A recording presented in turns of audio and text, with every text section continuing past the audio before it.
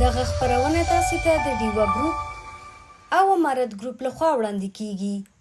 له سی ګروپ بل پړاو ته د افغانستان لارموندنې نیوزیلانډ له نړیوال جام بهر کړ. په یوه لسیزه کې لومړی وار دی چې نیوزیلانډ له لومړي پړاوه مخکې نه ځي. نن د نړیوال جام په دوام افغانستان خپله دریمه لوبه له پاپوا نیوګیني سره ولوبوله. افغان لوبډلې د تیرو دوه لوبو په څیر بیا هم د فضل حق فاروقي د غوره او بریدګرې توپ اچونې پر مټ سیالې لوبډلې ته په زړه پورې ماتې ورکړه او په دې سره افغانستان په نړیوال جام کې 3 پرلپسې لوبې وګټلې. افغانستان دا مهال 6 پوینټونه او مثبت 4.23 رن ریټ لري. بل لور نیوزیلانډ چې خپلې تیرې دوه لوبې په لوی توپیر بایللي کوم پوینټ نه لري او رن ریټ یې -2.42 دی.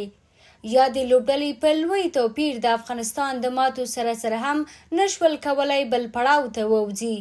سره له دې چې د نیوزیلانډ دوه لوبې لا پاتې دي، خو نن د افغانستان په بریا سره رسما له نړیوال جام بهر شو او له سی ګروپ یوازې افغانستان او ویسټ انډیز د اتو غوره لوبډلو پړاو ته لار پیدا کړه. نیوزیلنډۍ لوبډله چې یو وخت به یې د نړیوالو جامونو پایلوبې لوبولې، له 3 کلونو راهیسې مخ پر ځوړ روانه ده.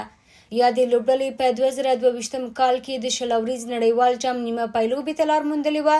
د 2023 کال د ورځني نړیوال جام نیمه پایلوبې ته هم لار موندلې وه او سږکال یوازې په ګروپ سټیج پړاو کې پاتې راغله. د دې ترڅنګ یې په سږني نړیوال جام کې له افغانستان او ویسټ انډیز هم بدې ماتې وخوړلې.